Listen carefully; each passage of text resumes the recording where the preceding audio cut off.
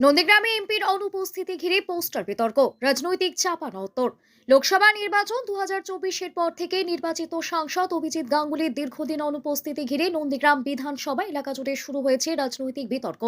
নন্দীগ্রামের বিভিন্ন এলাকায় দেখা গেছে নিখোঁজ সন্ধান চাই লেখা পোস্টার, যেখানে সাংসদ অভিজিৎ গাঙ্গুলির নাম উল্লেখ করা হয়েছে।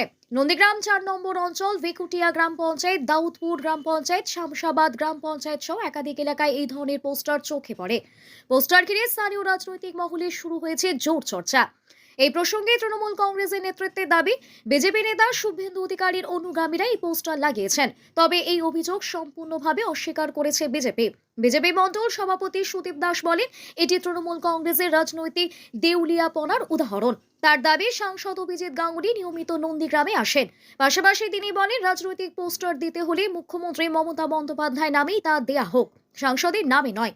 এই বিতর্কের মাঝেই জানা গেছে, আজ বিভিন্ন কর্মসূচি নিয়ে সারাদিন নন্দীগ্রাম বিধানসভা এলাকায় উপস্থিত থাকার কথা রয়েছে সাংসদ অভিজিৎ গাঙ্গুলির।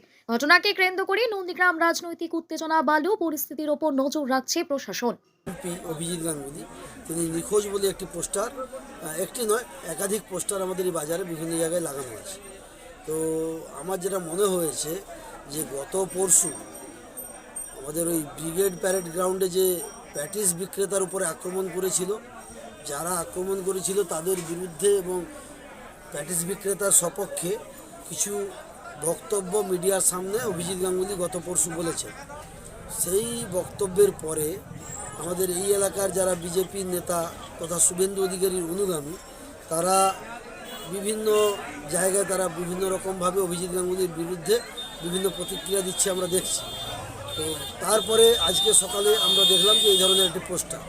আমার যতদূর মনে হয়েছে যে এটা সম্পূর্ণ বিজেপির গোষ্ঠীদ্বন্দ্ব এবং এটা অভিজিৎ গাঙ্গুলির বিরুদ্ধে যারা পোস্টার দিয়েছে তারা শুভেন্দু অধিকারীর অনুগামী, যাদেরকে শুভেন্দু অধিকারী ইন্ধনে এই ঘটনাটা ঘটিয়েছে এবং অভিজিৎ গাঙ্গুলিকে তারা পছন্দ করেন না।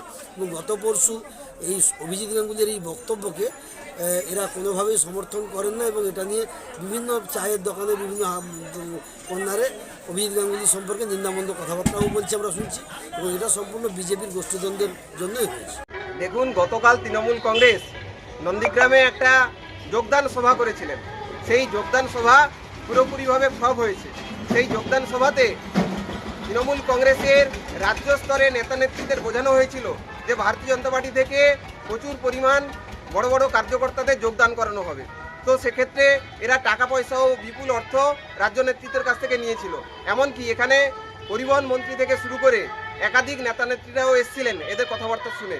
কিন্তু সেই যোগদান সভা পুরোপুরিভাবে ফ্লপ হয়েছে। ভারতীয় জনতা পার্টি থেকে কাউকে যোগদান করাতে পারেনি। এমনকি এরা আমাদের যে সভাতে ন্যূনতম একটা লোক থাকে, সেই লোকজনকেও জোগাড় করার জন্য পুরো বিধানসভা থেকে এদেরকে লোকজন নিয়ে আসতে হয়েছে। তো সেক্ষেত্রে নজর ঘোরানোর জন্য এরকমভাবে এরা পোস্টার লাগিয়ে মানুষকে বিভ্রান্ত করছে। আমি বলবো, যদি এরকম নিখোঁজ পোস্টার লাগাতে হয় তাহলে মমতা ব্যানার্জির নামে নিখোঁজ পোস্টার লাগান। মমতা ব্যানার্জি 2021 সালে নন্দীগ্রামে এসে বলেছিলেন নন্দীগ্রাম মেজো বোন। সেই মেজো বোনকে নন্দীগ্রামে হেরে যাওয়ার পরে একবারও উনি নন্দীগ্রামে আসেননি। শুধু তাই নয়, উনি সমস্ত আর্থিক সুযোগ সুবিধা থেকে নন্দীগ্রামের মানুষকে জব্দ করার জন্য বঞ্চিত করেছেন। তো সেক্ষেত্রে মমতা ব্যানার্জি নামে নিখোঁজ পোস্টার লাগান। আপনার নাম? সুদীপ দাস, নন্দীগ্রাম মন্ডল 2।